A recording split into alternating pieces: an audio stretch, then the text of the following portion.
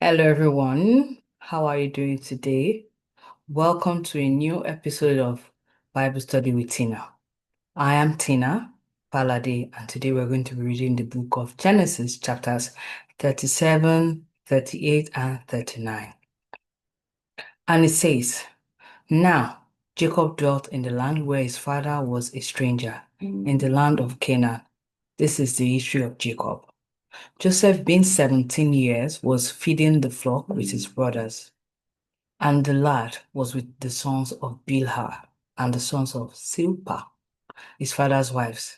And Joseph brought a bad report to his father, of them to his father. Now, Israel loved Joseph more than all his children because he was the son of his old age. Also, he made him a tunic of many colors. But when his brothers saw that their father loved him more than all his brothers, they hated him and could not speak peaceably to him. Now Joseph had a dream, and he told it to his brothers, and they hated him even more. So he said to them, Please hear this dream which I have dreamed. There we were, binding sheaves in the field. Then behold, my sheaf arose and also stood upright. And indeed, your sheaves stood around and bowed down to my sheaf. And his brother said to him, Shall you indeed reign over us? Or shall you indeed have dominion over us? So they hated him even more for his dreams and for his words. Then he dreamed another dream still, and told this to his brother and said, Look, I have dreamed another dream, and this time the sun, the moon, and the 11 stars bow down to me. So he told it to his father and his brothers, and his father rebuked him and said to him, What is this dream that you have indeed? Shall your mother and I and your brothers indeed come to bow down to the earth before you? And his brothers envied him, but his father kept the matter in mind.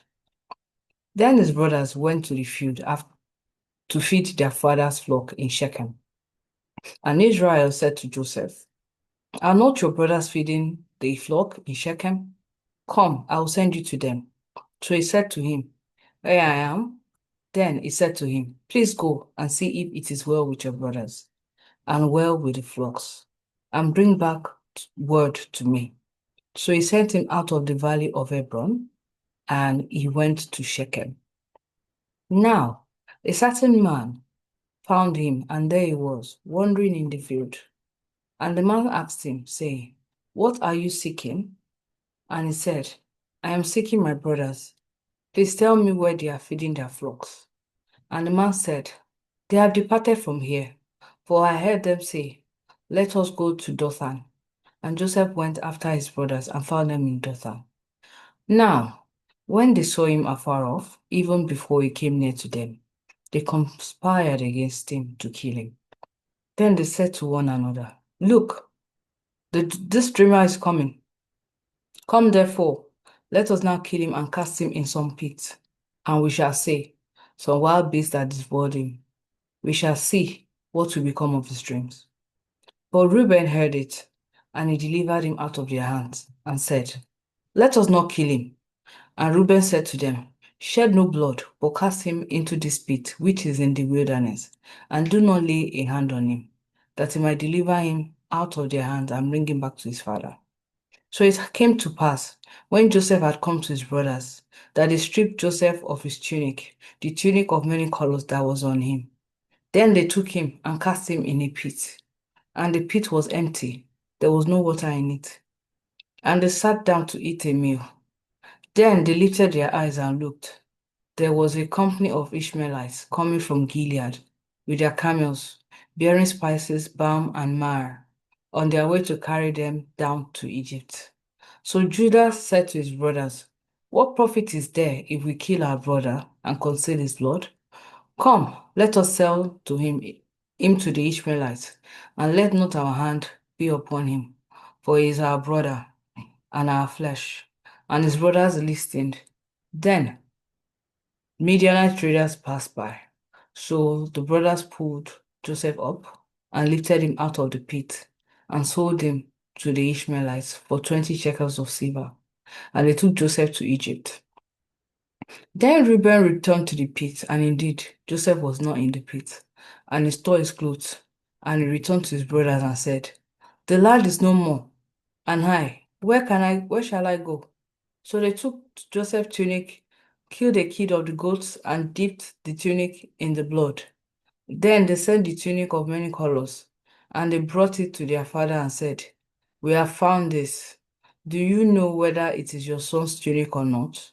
And he recognized it and said, It is my son's tunic. A wild beast has devoured him.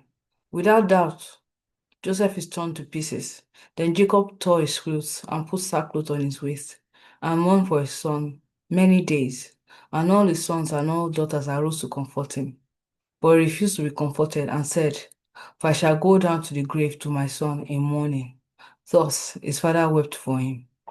Now the Midianites had sold him in Egypt to Potiphar, an officer of Pharaoh and captain of the guard. This is the end of chapter 37. Now we start chapter 38, which says, And it came to pass at that time that Judah departed from his brothers and visited a certain Adullamite whose name was Hira. And Judah saw there a daughter of a certain Canaanite whose name was Shua. And he married her and went in to her. So she conceived and bore a son, and he called his name She conceived again and bore a son, and she called his name Onan. And she conceived yet again and bore a son, and called his name Shelah. He was at Chedi Zip when she bore him. Then Judah took a wife for his firstborn, and her name was Tamar. But Judah's firstborn, was wicked in sight of the Lord, and the Lord killed him. And Judah said to Onan, Go in to your brother's wife and marry her, and raise up an heir to your brother. But Onan knew that the heir was not his, so it came to pass, when he went in to his brother's wife, that he admitted on the ground, lest he should give an heir to his brother. And the thing which he did displeased the Lord. Therefore he killed him also. Then Judah said to Tamar, his daughter-in-law, Remain a widow in your father's house till my son Shelah is grown, for he is less also. For he said, Lest also he dies like his brothers. And Tamar went and dwelt in her father's house. Now in the process of time, the daughter of Shua, Judah's wife, died. And Judah was comforted and went up to his sheep shearers at Timnah, he and his friend Hira the Adullamite. And it was told Tamar, saying, Look, your father-in-law is going up to Timnah to shear his sheep. So she took off her widow's garment, covered herself with a veil, and wrapped herself, and sat in an open place which was on the way to Timnah. So she saw that Shelah was grown, and she was not given to him as a wife. When Judah saw her, he thought she was a harlot, because she had covered her face. Then he turned in to her by the way and said, Please let me come in to you, for he did not know she was his daughter-in-law. So she said, What will you give me that you may come in to me? And he said, I will give you a young goat from the flock. So she said, Will you give me a pledge till you send it? Then he said, What pledge shall I give you? So she said, Your signet and cord, and your staff that is in your hand. Then he gave them to her and went into her, and she conceived by him. So she arose and went away, and laid aside her veil, and put on the garment of her widowhood. And Judah sent the young goat by the hand of his friend, the Adullamite, to receive his pledge from the woman's hand, but he did not find her. Then he asked the men of that place, saying, Where is the harlot who was openly by the roadside? And they said, There was no harlot in this place. So he returned to Judah and said, I cannot find her. Also, the men of the place said there was no harlot in this place. So Judah said, Let her take them for herself, lest we be ashamed. For I sent this young goat, and you have not found her. And it came to pass about 3 months after, that Judah was told, saying, Tamar, your daughter-in-law, has played the harlot. Furthermore, she is with child by harlotry. So Judah said, Bring her out and let her be burned. When she was brought out, she sent to her father-in-law, saying, By the man whom this belongs, I am with child. And she said, Please determine whose this are. the signet and cord and staff. So Judah acknowledged them and said, she has been more righteous than I, because I did not give her to Shelah, my son, and he never knew her again.